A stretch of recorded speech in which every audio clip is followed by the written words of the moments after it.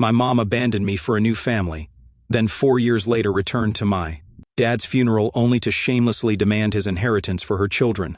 I am a male, 23 years old, and was abandoned by my mom, a female, 50 years old, 4 years ago after it came to light that she was pregnant with another man's baby. My father, her ex, a male, 52 years old, was distraught and immediately divorced her. She left without a single shred of remorse to start a new life with her new husband across the country. She now has 2 kids, technically my step-siblings, but I'm basically in no contact with her and don't know anything about them. My father spiraled deeply after the divorce and was never the same. He passed away a few months ago due to a tragic accident. It has been deeply tragic for me and my remaining family, most importantly my grandma and uncle. We're dealing with this loss together and trying to keep it together as things move forward. At the same time, I am blessed to have a loving and supportive partner, a female, 24 years old, who has been my rock through all of this. She helped with the funeral, got me out of bed in the mornings, and helped me talk out all the memories I had with my father. The funeral happened yesterday, and my final goodbye to my dad was sullied by the presence of my mom. Although it's my fault for allowing her to come, it all started with a phone call the day after my father died. My mom called me and gave her condolences. She asked whether she could come to Dad's funeral, claiming that despite their distance, they had been married for years. I was hesitant at first since I didn't really want her company there, but I know my father was not the kind of man who would ban anyone from coming to his funeral. Besides, I didn't think I'd have much interaction with my mom anyway. If she wanted to come to pay her respects, that was fine by me, but nothing more. I told her as much, and she agreed not to push for a relationship with me. So, on the day of the funeral, Mom shows up with her 2 kids in tow. This was already more than I had bargained for, and I didn't see the need to bring kids who had no relation to my father, and who were the spawn of the man she had cheated on him with, to the funeral. I walked up to her and asked what she meant by bringing her kids here. She replied, "I'll tell you soon, Opie. Let's just pay our respects first." Gritting my teeth, I went through the rest of the ceremony. It was honestly quite beautiful, and everyone shared their best memories with Dad. We all had a lot of fun remembering him for who he was. Tears were shared and everyone felt closer to him. Thankfully, my mom didn't pull anything stupid like attempting to deliver a speech. Everyone knew how badly she had hurt him, so if she had started getting all poetic about what their relationship meant to her or something like that, chances were she'd have been kicked out of the funeral. After everything was over and people were dispersing, my mom came up to me and began to catch up. I got to know the real reason for her visit. "Well, things have been a little tight for me and my husband recently, and I remembered that your father had left me a significant portion of money in his will," she said. "It was something we had discussed when you were born, and I don't think he'd have changed the will after that. I want to be present when your father's lawyer discloses the will and make sure I get a share." I was livid and kicked her out of the funeral with the help of my uncle and my grandpa. Dad was barely under the ground, and this woman wanted to peck away at his money. I hadn't even found the time to figure out how Dad's estate was going to be given out, and she'd apparently been plotting it for ages. After I got back from the funeral, I got a long-winded email from Mom talking about putting the past behind us, and how it would be not for her best interests but for her 2 innocent kids, like for their college and so on. I wasn't going to fall for this emotional manipulation, and all it did was make me angrier. She was completely okay dropping me like a stone, but she wanted me to feel something for her brats. Unfortunately, I didn't really know much about Dad's will, if he even made one.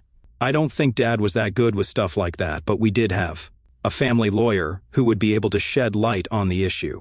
It turns out we don't have any record of Dad having written a formal legal will, so something called intestacy takes over, and the will is a template from our state. It works out pretty well for us, though, as the estate transfers to me, and I can always give money to the people I knew my dad cared for.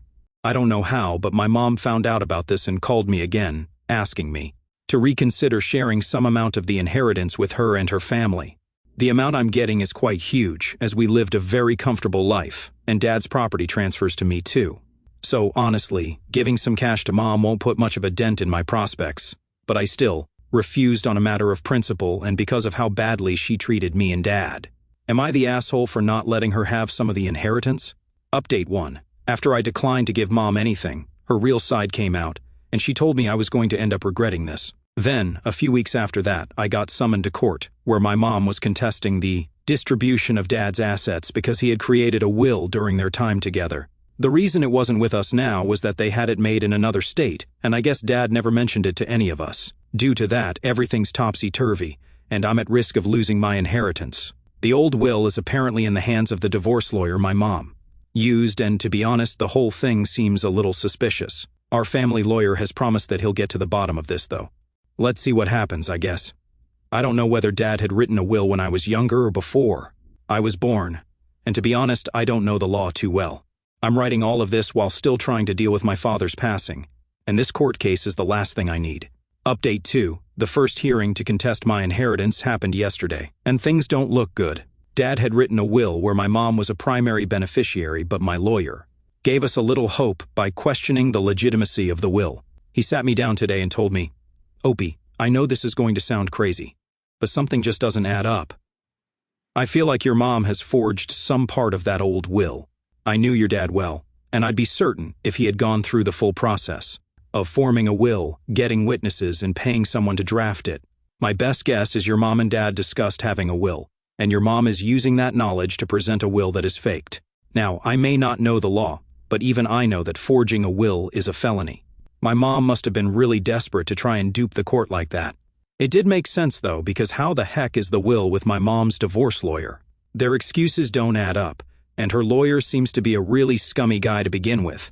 I'm not sure where we'll find proof, but I hope this mess gets sorted out easily. I kind of have an idea in my head, but I'm not sure how to implement it.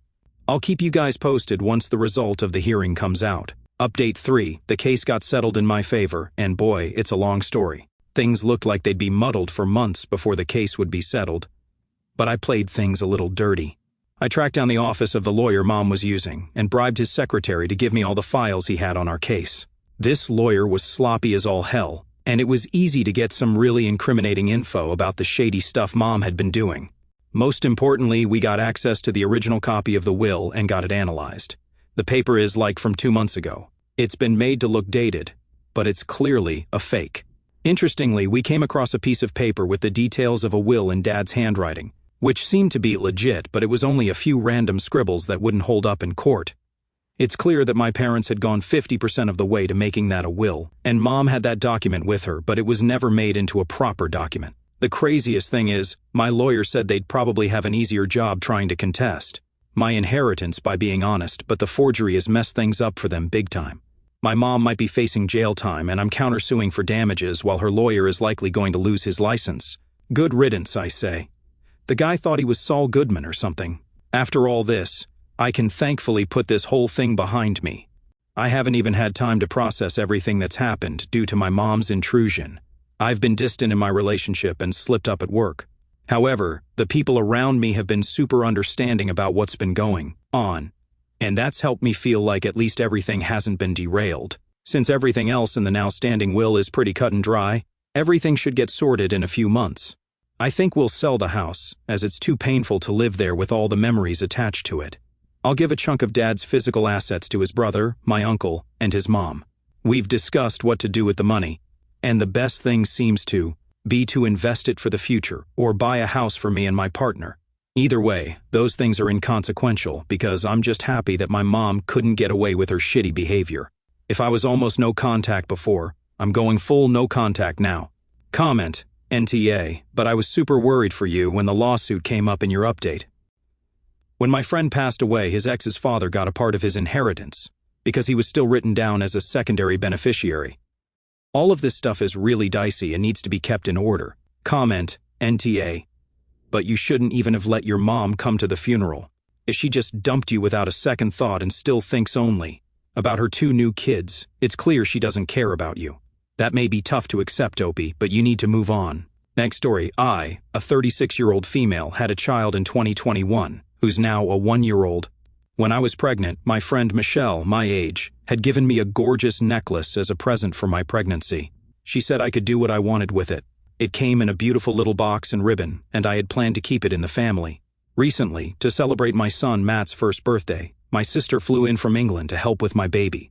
My sister is a jeweler as well, conveniently. She does live far, and we often communicate only through X.com. The COVID situation from 2021 made it even harder to see each other. I never really discussed the necklace with my sister until then, as I always thought it was a cheaper present. Until I put it on when we were going out to dinner. I'd left Matt with a babysitter, and we were at the restaurant when my sister asked where I got the necklace from. I was happy she noticed, but told her it was a gift. My sister asked to look at it. I didn't think much of it until she mentioned it seemed expensive. After a bit of searching and checking around, we found out it was actually worth a ton. I won't go into specifics, not millions or tens of thousands of dollars, but enough for me to make enough to help support my family or keep it in the family as an expensive necklace. Michelle also found out, most likely from me messaging family and friends, and messaged me back asking for the necklace back. She apparently had been gifted the necklace as well from a relative but also thought it was cheap. I replied that I intended to keep it. Michelle started calling me selfish, saying it was hers first and she never knew the value. Now my husband and sister are saying Michelle shouldn't have given it away, but I know Michelle could use the money, and I think it's true she never knew the value too, or she wouldn't have given it to me. Am I the asshole for keeping it? Edit, no, I was not going around bragging to everybody about this necklace. I told my mom, and word gets around our family fast, so everyone was excited since my parents and their parents hadn't grown up in the best situations, and this was a big deal to all of us. How exactly Michelle found out is beyond my knowledge, but it wasn't from me pushing it in her face. Comment, waiter, this wasn't something you needed to brag about or whatever caused multiple people to find out about. Friendship should be more important. Your friend asking for a gift back is just tacky. I'd give it back just so she can take it to a pawn shop or even a jeweler or estate buyer just to get 10% of its worth. If you guys don't even know how to tell if it was worth anything, then you certainly will get killed selling it. You have one person and some Googling telling you it is worth something. A pro or someone on Facebook Marketplace is not giving you anywhere near its value. Comment, NTA. She gifted it to you. In essence, she transferred ownership. If you give away or sell an item without knowing its value, it doesn't undo the sale if you find out it's worth more. I wouldn't call her an asshole for asking if you would give it back. I'm calling her an asshole for regifting something she thought had no value, and then blaming you for her own actions. Next story, I, an 18-year-old female, am the only daughter in a family of 4 boys, aged 15, 13, 10, and 8. Dad is pretty much a single parent since he and our mom divorced when the boys were younger. My mom lives out of the country with her husband. It's more or less become my job to be the mother too, which is fine, I guess. I'm doing college online, so it's not like I wouldn't be home to do stuff anyway. One of my unofficial jobs is to help my dad grocery shop. I used to go with him to do it, and I would make the list myself and just grab what we needed. But now that I drive the boys around for their extracurriculars and I'm busy with school or chores when I'm not helping them, I don't really have the time. I just started writing the list and giving it to my dad so he could go out and get what we needed. Every single time this man has gone to the grocery store by himself, he has either completely forgotten about the list, remembered the list and lost it, remembered the list but ignored it, or somehow could not find more than half of the things on it. It's hard to cook an actual dinner when literally half of what he ends up bringing home is frozen meals and pasta sauce, but no pasta. I brought it up to him, but Dad keeps saying that if I would just make time to go with him or if I went on my own, it would probably be easier to get what we needed. I said we could switch jobs so he takes the boys to their things, and I get groceries, but he said he doesn't know their schedules and wouldn't want to mess it up for them. He said he'd go grocery shopping today and asked me to go with him, but I was working on some stuff for my finals before I had to drive the 10-year-old and 8-year-old to their practices, so I couldn't go. I started making the list like I usually do, but because I didn't want to end up with only half of what I'd put on there, I went and printed the layout of the grocery store. I even went online and found which aisle each product was supposed to be in and color-coded the stuff he needed to get. I left it for him on the table and then went to take the boys while I was doing schoolwork during their practice. My dad called me, asking why I felt the need to color-code a map for him like he was a toddler in need of specific instructions. I replied, saying that I only thought the map might make it easier for him to find the things I put on the list since I also made sure everything was in stock online. It's been hours since we've gotten back home, and he's very clearly upset with me. But he did get the stuff on the list this time. I don't know, I think maybe I just made him feel like an idiot, and that's why he's upset. Was the map thing a little too much? Edit. I don't really talk to my mom much, so that's why I haven't asked her for help with this or anything. I don't even know what help she could provide since she lives halfway across the world. My brothers do recognize that our dad doesn't really do much other than work and come home. The boys help when they can, and they offer to do more. I just usually tell them to focus on doing their future, as I've given them, while I handle everything else because it's just what I'm used to now. My 15-year-old brother will be doing most of the driving once he gets his license. He has his permit right now, so I can't just send him out on his own, lol. Also, all the comments really did put a whole lot into perspective for me. I'm realizing how unfair a lot of this has been on me, and I'm going to try to talk to my dad about it because I do want a social life outside of conversations with the moms on the practice field. As I sit here in the quiet of my late father's study, surrounded by the faint scent of his old books and the lingering echo of his laughter that seems to haunt the walls, I can't help but let the floodgates of emotion open. It's been months since Dad passed, but the pain feels as fresh as that fateful day when the accident stole him from us. And then there's Mom, my so-called mother, who swooped back into my life like a vulture circling. A fresh carcass, not to mourn, not to reconnect, but to claw at what little was left of him. The audacity of it all still boils my blood, making my fists clench. Involuntarily, every time I replay that funeral scene in my mind. How could she?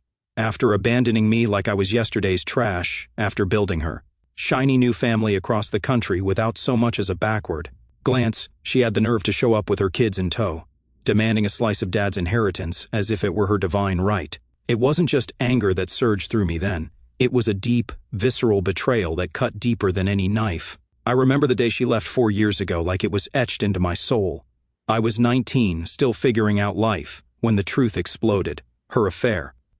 The pregnancy, the cold announcement that she was starting over. Dad crumbled before my eyes, his strong shoulders slumping under the weight of heartbreak. He tried to hide it, throwing himself into work. But I saw the shadows in his eyes, the way he'd stare at old photos of us as a family, tears unspoken. I became his anchor, and he mine, as we navigated the wreckage she left behind. We rebuilt, slowly, painfully. Family dinners turned into just the two of us. Holidays felt hollow, but we found solace in each other's company. Grandma and Uncle stepped in, offering the support she never did. And now, with Dad gone, that fragile piece is shattered again by her greed. When she called after his death, her voice dripping with false sympathy, I should have hung up. But fool that I am, I let nostalgia, or perhaps pity, cloud my judgment. I thought, maybe, just maybe, she'd changed. How wrong I was. Seeing her at the funeral, flanked by those kids who represent everything, she chose over us, ignited a rage I didn't know I harbored. It wasn't jealousy, it was pure, unadulterated fury at her entitlement. Things are tight, she said, as if her financial woes justified desecrating Dad's memory. Tight? Try the emotional bankruptcy she inflicted on us. The court battle that followed was a nightmare I never anticipated, pulling me from the grief I so desperately needed to process. When she produced that will, my heart sank, not because I feared losing the money, but because it felt like she was erasing Dad's final wishes, twisting his legacy into something ugly. Our family lawyer's suspicion of forgery hit me like a punch to the gut. Forgery? Who does that? The woman who birthed me, apparently. As we dug deeper, bribing that secretary. Yes, I played dirty, and I don't regret it. The truth unraveled like a cheap sweater. That fake document, crafted on fresh paper to mimic age, was her desperate Hail Mary. Discovering Dad's handwritten notes, those incomplete scribbles about a will they never formalized, only amplified my sorrow. He trusted her once, and look where it led. The relief when the case swung in my favor was immense, but it came laced with bitterness. She's facing jail time now, her lawyer disgraced, and while part of me feels a twisted satisfaction, karma finally, I also grieve the mother I never truly had. Why couldn't she just be decent? Why drag me through this mud when I've already lost so much? Beneath the anger, though, there's a profound sadness that threatens to swallow me whole. Dad's accident replayed in my dreams, the screech of tires, the hospital, calls, the sterile room where I held his hand one last time. He was my hero, flawed but unwavering in his love. He taught me resilience, how to fix a car, how to laugh through tears. Losing him felt like losing my compass, and her intrusion only spun me further off course. I've been distant with my partner, snapping over nothing, burying myself in work to avoid the void. She's been my rock, patient and kind, but I know I've tested her limits. Grandma and Uncle, too. They're hurting as much as I am, yet we've leaned on each other, sharing stories of Dad's quirks, his terrible jokes, his unyielding support. Selling the house will be hard. Every corner holds a memory. The kitchen where he burned toast, but made the best pancakes. The backyard where we tossed a ball until sunset. But staying would trap me in ghosts, and I need to move forward, honor him by building a life he'd be proud of. And then there's the inheritance itself, a double-edged sword. It's substantial, yes, enough to secure my future, buy a home with my partner, invest wisely. But it's tainted now, a reminder of the ugliness that surfaced after his death. I plan to share with Uncle and Grandma, people who truly cared for Dad, not out of obligation but love. As for Mom's innocent kids, I feel a pang of sympathy. They didn't ask for this mess, but extending an olive branch would mean forgiving her, and I'm not there yet. Maybe never. Her email, pleading for their college funds, twisted the knife she discarded. Me without remorse, yet expects me to fund her do-over family? No. Principle matters. It's not about the money, it's about justice, about not letting her rewrite our history. Looking ahead, I feel a flicker of hope amid the storm. This ordeal has forced me to confront emotions I'd buried: grief, abandonment, rage, and emerge stronger. Therapy helps. Talking it out untangles the knots in my chest. My partner and I dream of starting our own family one day, breaking the cycle of dysfunction. I'll honor Dad by living fully, perhaps traveling to places he always wanted to see or donating to causes he championed. No contact with Mom is my boundary, a shield for my peace. She chose her path, now I choose mine. In quieter moments, I wonder about forgiveness. Not for her sake, but mine. Holding on to hate is exhausting, a weight Dad wouldn't want me to carry. But forgiveness doesn't mean forgetting, and right now, the wound is too raw. I miss him every day, the advice he'd give, the pride in his eyes. This chapter has taught me resilience, the value of true family, and the sting of betrayal. As I close this reflection, tears blurring the page, I whisper a promise to Dad. I'll make you proud, live with the integrity you instilled, and never let her shadow dim my light. Life goes on, scarred but unbroken.